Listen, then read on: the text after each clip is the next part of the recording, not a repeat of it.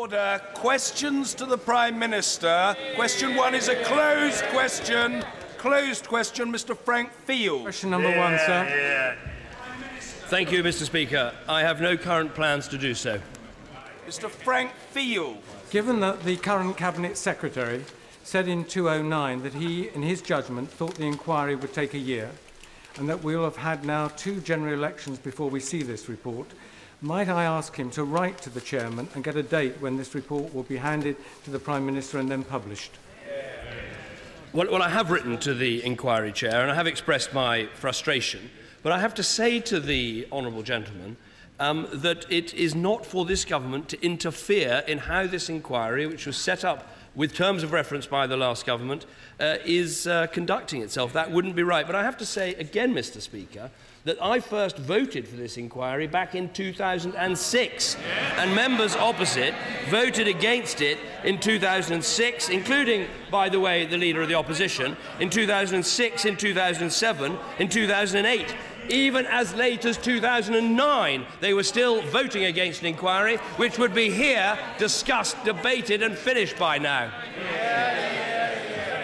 If there is a willing supplementary on this matter, I'll take it. Otherwise, we move to the next question. No? Lillian Greenwood. Question 2, Mr. Speaker.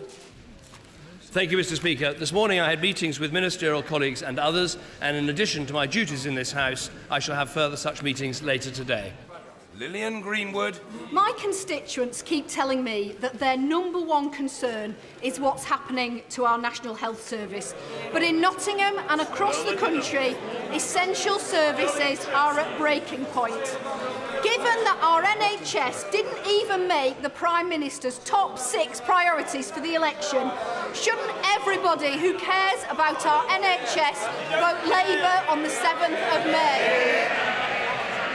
I think what people need to know about our NHS is it is this government that decided to invest in the NHS, ignoring Labour's advice to cut the NHS. And when we look at Nottingham, we can actually see, compared to 2010, there are 158 more doctors, 646 more nurses, and the NHS is doing well. What a contrast with Wales, where Labour are in charge. I know they don't like to hear it, but they cut the NHS by 8% in Wales, and because of Labour, the NHS is doing worse in Wales than it is in England. Mr. Bob Blackman. Thank you, Mr. Speaker. Yesterday marks the 70th anniversary of the liberation of Auschwitz, Birkenau.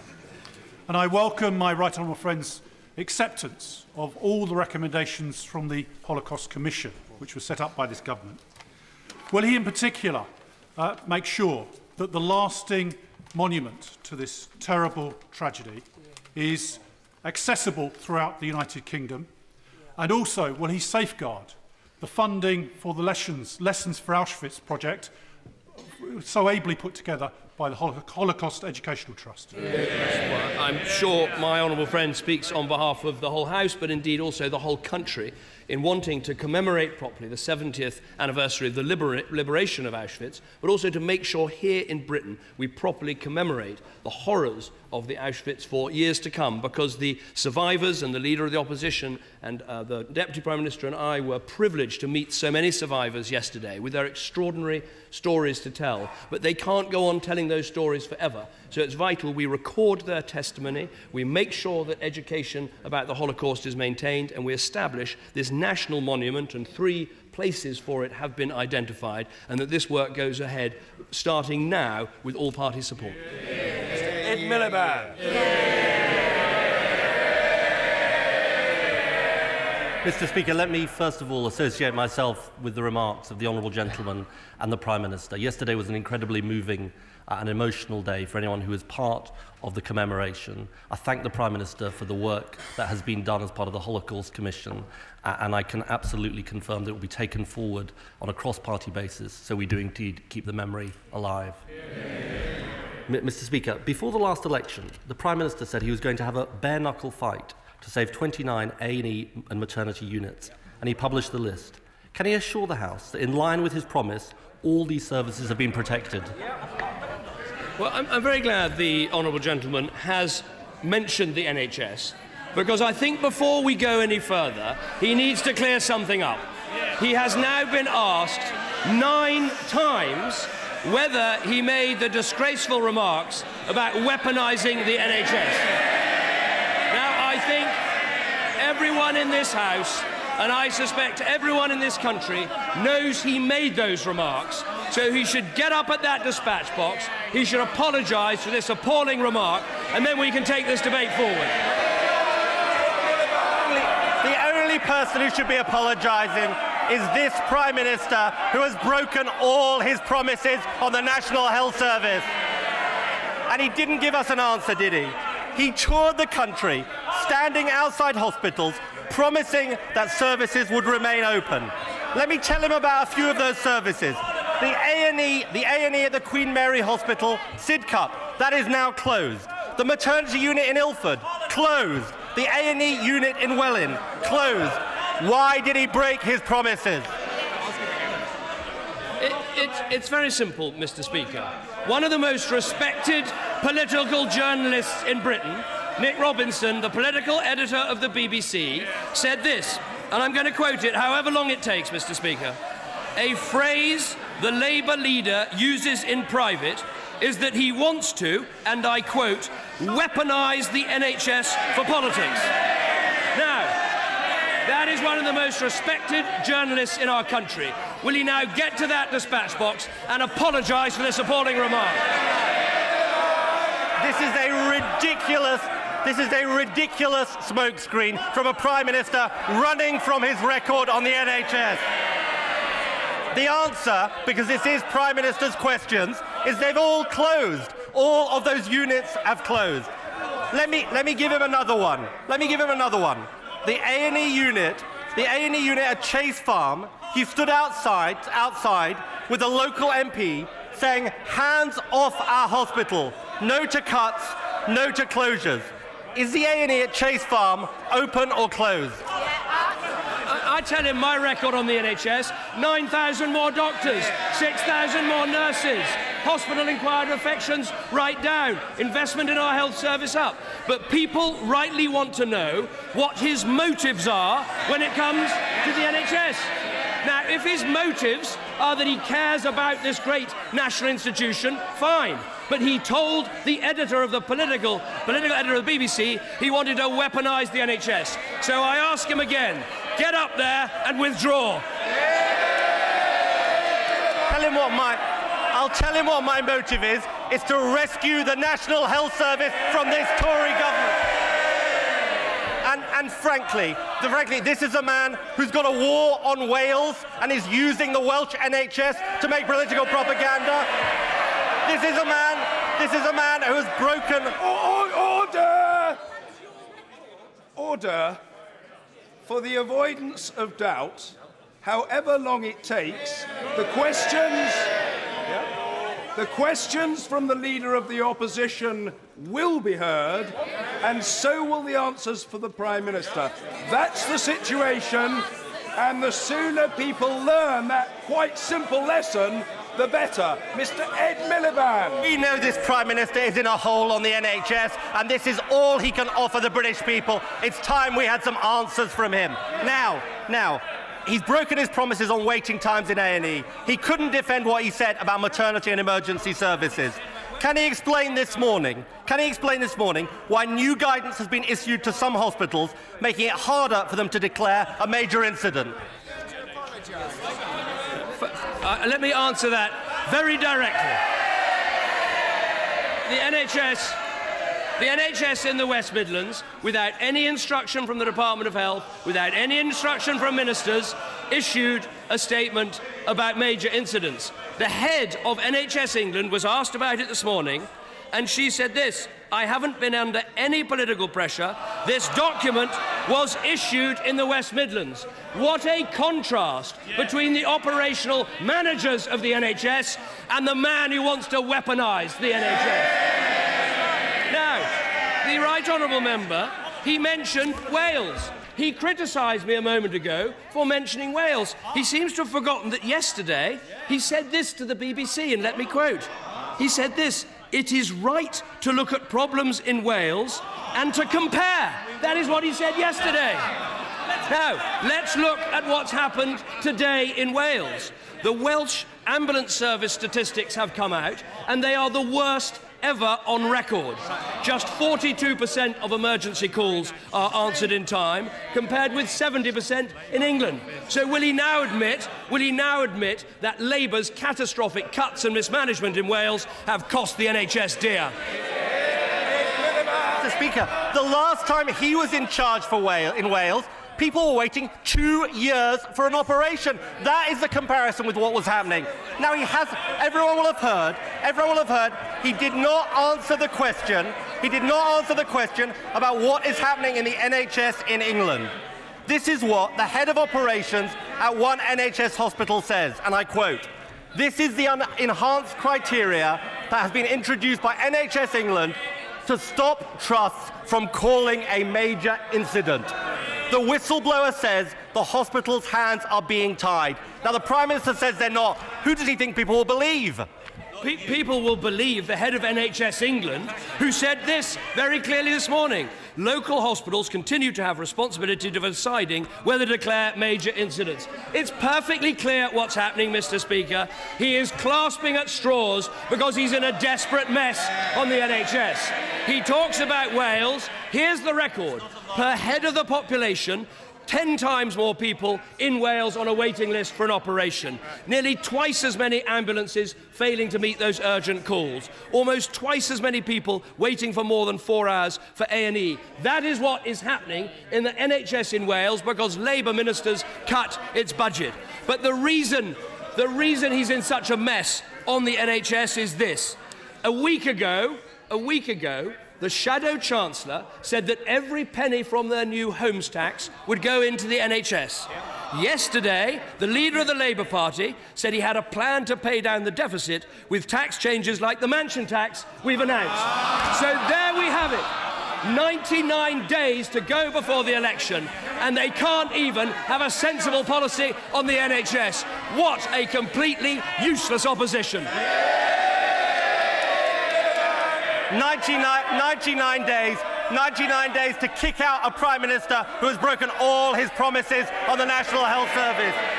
And today's revelation shows once again the NHS under him is in crisis and under strain.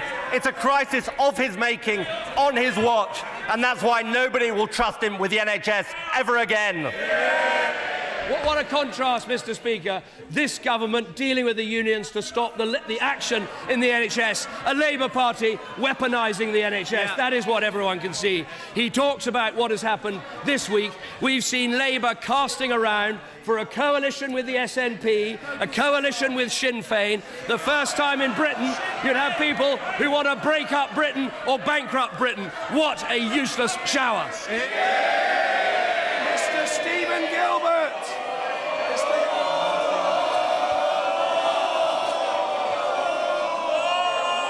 Thank you very much, Mr. Speaker. After watching that, I'm reminded of that famous Steelers wheel line. Clowns to the left and jokers to the right. Yeah. 8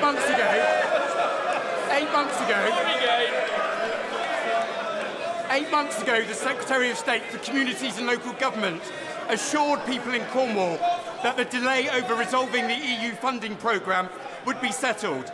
8 months later, hundreds of millions of pounds of investment and hundreds of jobs are at risk. Will the Prime Minister please sort out this pickle? Yeah. Well, while I've done my best to run a coalition government, I do occasionally feel stuck in the middle with the Liberal Democrats. But what I will say is that it's this government that is delivering for the West Country because we're sorting out the transport links, we're sorting out the local growth deals, we're putting money into road and rail connections, we've helped with the vital airport and the routes back to London, and we'll go on because we want to close the income gap between the South West and the rest of our country. Lynn Brown. Thank you, Mr. Speaker. Care workers deliver the most basic support needed to provide a life of real dignity to so many. Bathing, cleaning, dressing, feeding. Yet 300,000 fewer older people are enjoying that dignity now than they were 4 years ago. Is it because they don't need it, or is it because he has cut care budgets by £3.5 billion whilst cutting taxes for millionaires. Well, what this government has done is put £3.2 billion of health money into social services already. And of course, from the 1st of April, the Better Care Fund will start, which will put £5.3 billion into the social care, something which Labour argued should be delayed. But what the question she has to answer is that the Shadow Chancellor has said, and he couldn't be clearer, he said this: there will be no additional funding for local government, including social services, unless we can find money from somewhere else. But we've not been able to do that in the case of local government. This is what Labour do. They go around the country promising more money for this, more money for that, and then in the few moments of honesty, they reveal they haven't got any more money. David Treginny. Does my right honourable friend recall that not long after the liberation of Auschwitz, the British Army liberated another camp, Bergen-Belsen, freeing 60,000 starving inmates, many who were saved by British medical services? And does he also recall that our allies at the time, the Russians and the countries of the former Soviet Union, in their struggle to defeat Nazi Germany, lost 40 million civilians and soldiers in that conflict? And should we not pay them some tribute too? No, my honourable friend is absolutely right. We should pay tribute to all those who helped to defeat the evil of Nazi Germany. I think it is a good day to pay tribute to the liberators of Bergen-Belsen, the British soldiers that did that. At the Holocaust Memorial event yesterday, a tape of Richard Dimbleby's incredibly moving testimony of what he found at Belsen with those soldiers was played for everyone to hear, and we should be very proud of the role that British soldiers played in liberating these appalling death camps. Sandra Osborne. Mr. Speaker, last week the Institute for Fiscal Studies revealed that poorer families have lost most under his tax and benefit policies. What happened to his promise to be the most family-friendly government ever? What the IFS report found is that the richest paid the most in terms of reducing the deficit. And we should be very clear about the figures. The richest 20% actually paid more in terms of reducing the deficit than the remaining 80% did altogether. But if she wants to quote the IFS, she might want to remember what the IFS said. And when they said this: we've had a great big recession. We had the biggest recession we had in 100 years. It would be astonishing if household incomes haven't fallen and earnings haven't fallen. That is the view of the IFS, and they're right. The view of the IFS is also that the Shadow Chancellor's plans are for an extra £170 billion of borrowing in our country. So if the Labour Party are going to quote the IFS, they should accept their figures for more spending, more borrowing and more debt. All the things that got this country into the mess in the first place. Thank you, Mr. Speaker. The Prime Minister will be aware that the Watford GPs were one of the first practices in the country to receive money under the Prime Minister's Challenge Fund, so that GP surgeries can be open 7 days a week from 8 o'clock in the morning till 8 o'clock at night. And I'd like to commend Dr. Mark Semler, who is the mastermind behind this. But I hope the Prime Minister is aware and would agree with me that this should be continued and would be absolutely excellent for all GP surgeries in the country. No, I think my honourable friend is absolutely right. The Challenge Fund we've set up has allowed already 4 million people access to a GP surgery 7 days a week, 8 in the morning to 8 in the evening. I'm delighted that people are benefiting from this in Watford. I want to see this spread right across the country, and I think it will be an important part of the answer to relieving pressure on our A&E units as well. Mr. Dennis Skinner. Yeah.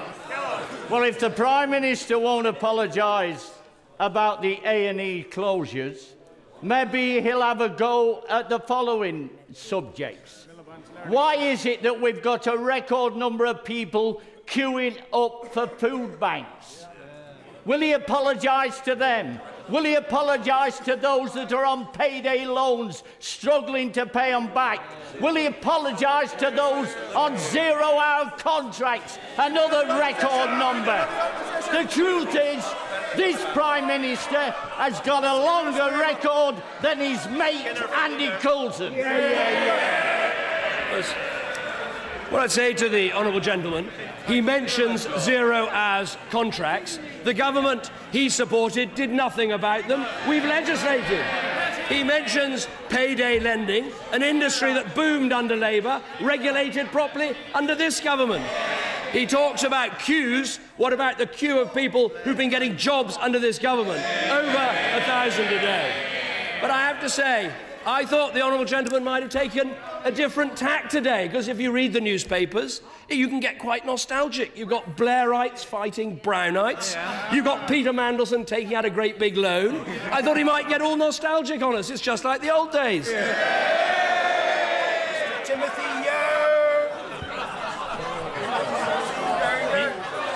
Put a paper, Mr. Yo. Thank you, Mr. Speaker. Britain's economic success is making it possible for the Northern Powerhouse to transform the fortunes of an important part of our country. Does my right honourable friend agree that investment in science, such as in the new Institute for Advanced Materials, the Henry Royce Institute, supports our top universities and will promote innovation which will bring back high-quality manufacturing jobs to the north of England? I think my right honourable friend is absolutely right to raise this. One of the most important decisions we took while making difficult spending decisions was to maintain the investment into science. We've also improved our universities by making sure they're properly funding.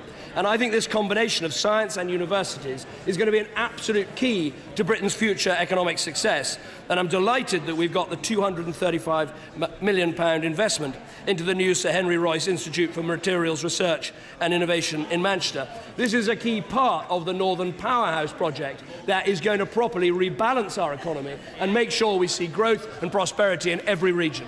Louise Ellman. An absolute poverty up by 300,000, the rise of the working poor, and very seriously sick people impoverished while they wait for their benefit. Is the Prime Minister proud of this record? Well, I'm afraid that the Honourable Lady's statistics are simply wrong. I know Labour don't like to hear this, but the fact is there are 600,000 fewer people in relative poverty than there were at the election. There are 300,000 fewer children in relative poverty. Inequality is lower than it was at the election, and you can now see 1.75 million more of our fellow countrymen and women in work. Behind all those statistics are people who are able to go out and earn a wage and have a pay packet and support their families. And I would have thought the Labour Party, of all parties, would want to support that. Simon Hart. Thank you, Mr. Speaker. My constituent, Kelly Thomas, has been waiting nearly 15 months for urgent bowel surgery. If she'd lived in England, she could have had this in 6 weeks. NHS Wales refused the treatment on the basis that it is technically available in Wales, although, ironically, there are no surgeons available to do it. Someone, somewhere, needs to make a common sense and humane decision, and I hope the Prime Minister can help that happen. Well, I will look at this case. I mean, it sounds as if it is a very sad case, but I'm afraid not an isolated case, because as the Welsh National Audit Office found, overall Welsh patients face shorter waits for treatment in England than they do in Wales, and that is the fact. And what we need is a change of direction in Wales from the Labour administration. Instead of cutting the NHS, they should be investing in the NHS. Instead of leaving the bureaucracy in place, they should be taking the bureaucracy out of the NHS. In short, they should be taking a different track so that we give people a better NHS. Madeline Moon. Thank you, Mr. Speaker.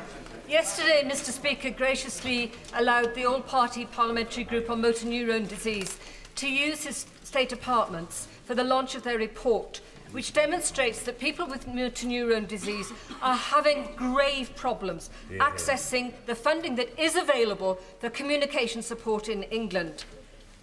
30% of people with motor neurone disease will die within a year. 95% will lose their voice. Will the Prime Minister meet with the Motor Neurone Disease Society to sort out why the delays are happening in NHS England? And will he agree to fund the communication supports that the Society can provide quickly and effectively while the NHS gets its act in order, so that no one dies without being able to communicate their last thoughts to their loved ones? Hear, hear. Well, first of all, let me commend the Honourable Lady for the work she's doing and others across this House on motor neurone disease. Anyone who's known someone who's suffered from motor neuron disease, and I've known people who suffer from it, is that a most appalling, debilitating condition. And it's very, very difficult for families to cope with. So I'll certainly look at the report that she's produced, make sure that the proper meetings are held with the Department of Health so that everything we can do to support these people, and as she says, allow them to communicate to their families, with their families, up until the last moment, can be done. Dr. Julian Huppert. Thank you very much, Mr. Speaker. It is now quite clear the decision by the last government to put Hinchingbrook Hospital out to tender, with the last 3 bids under them all being led by the private sector, was deeply flawed and has been a massive failure. Does the Prime Minister accept that this experiment in privatisation has failed and that the future of Hinchingbrook Hospital should be fully within a public NHS? Well, it's important that we make decisions based on what is going to be best for patients. My view is that there is a role for the independent sector within the NHS, but it's only gone from something like 5% of the total to 6% of the total. And it's no good, honourable members opposite, shouting about privatisation. It was their decision to allow this hospital to be run by the private sector. And frankly, on a day when they are in complete confusion about their health policy, you've got the Shadow Health Secretary saying he opposes all of this but can't say what percentage should be in the private sector. You've got his deputy saying they want to see more of the NHS in the private sector. You've got the leader of the opposition refusing to confirm that his Shadow Secretary of State has his full confidence, and yet this is meant to be their great big election-winning idea. What a complete shambles. The Prime Minister, his Chancellor and the entire Conservative Party like to talk about their economic plan. There is no plan. There is no plan. No plan. It does not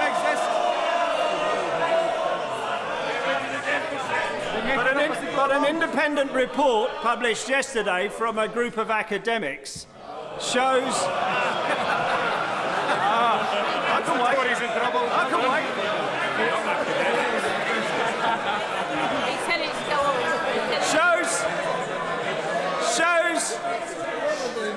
Shows that welfare cuts merely contributed to cutting tax for higher earners and contributed nothing to reducing the deficit. It also shows that families with children under the age of 5 have been the hardest hit. So what future is there for the country with an economic plan that steals from the poor and gives it to the rich? Let me tell you, by the way, it's the long-term economic plan. Let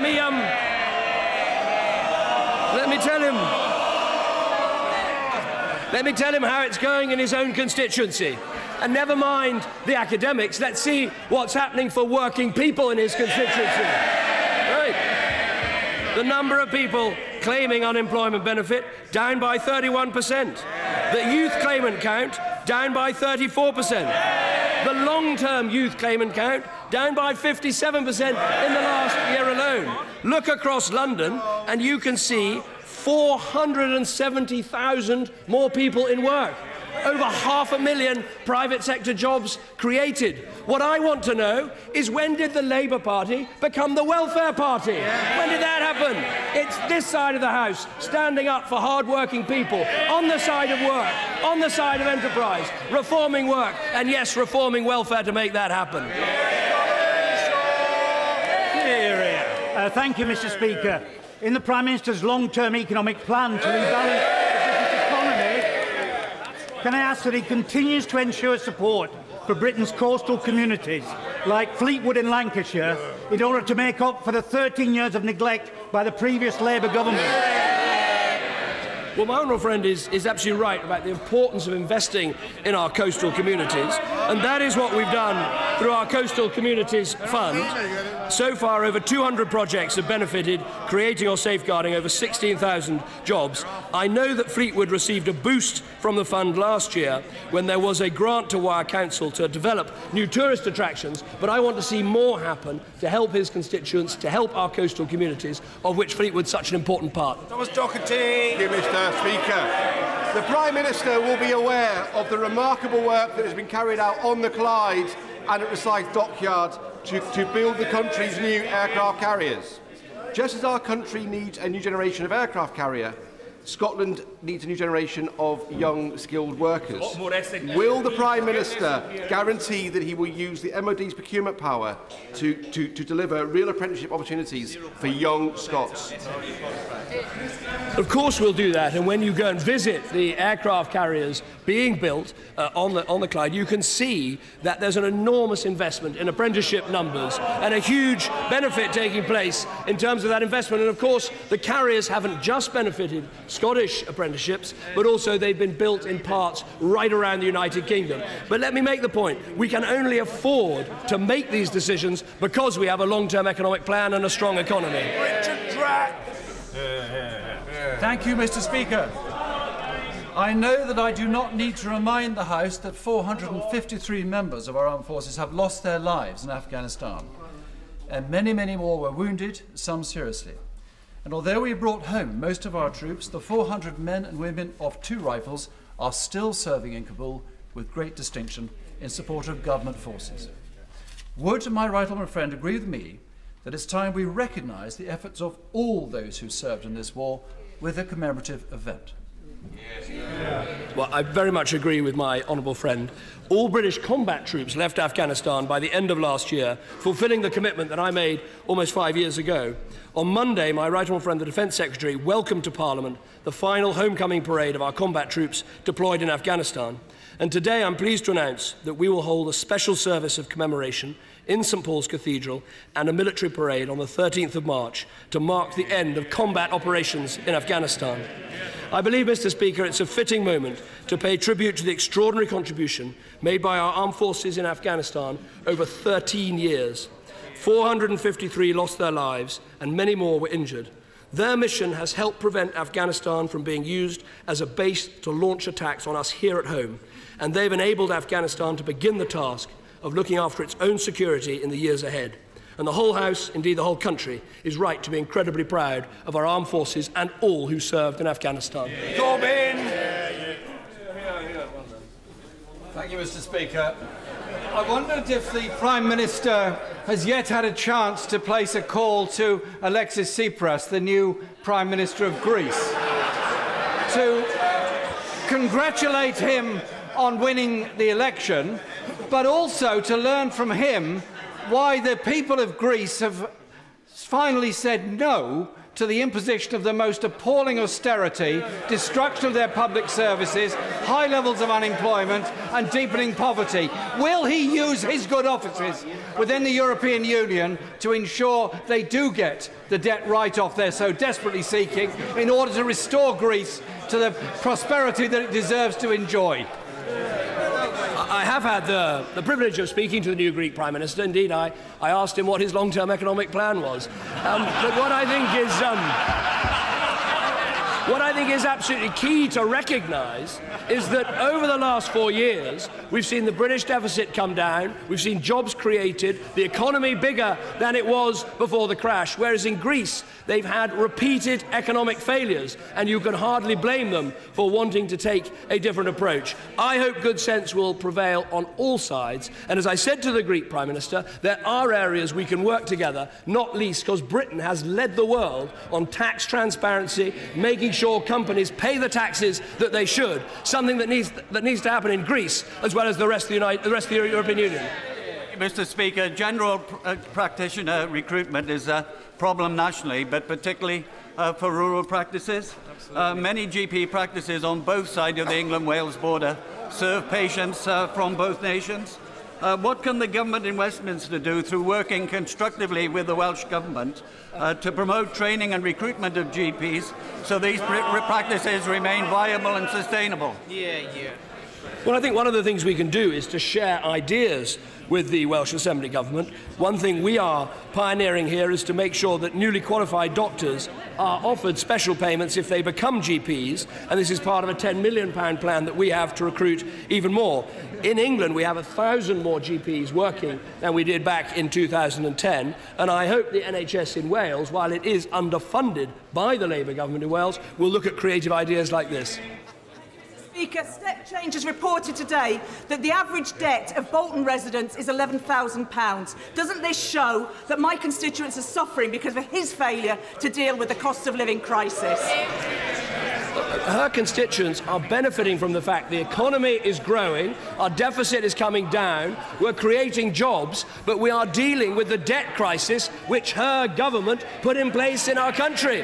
That is what's happening, but every day the British economy and the British country is getting stronger. Every day Labour Party is getting weaker. Last but not least, Mr. Andrew Jones. Thank you, Mr. Speaker. As a result of the focus upon earlier diagnosis, increased access to treatment and the latest medicines, 12,000 more patients every year are now predicted to survive their cancer than just 5 years ago. So will the Prime Minister agree with me that whilst this is very encouraging, there's a long way to go and we have to maintain our focus upon fighting cancer? No, I think my honourable friend is absolutely right. What we see in our country is a 50% increase in cancer referrals, which means that we're identifying cancers earlier and treating them better. We also have the Cancer Drugs Fund that has helped 60,000 patients, but we need to go on with these improvements. But we'll only be able to do that if we have a strong economy backing our strong NHS. Order.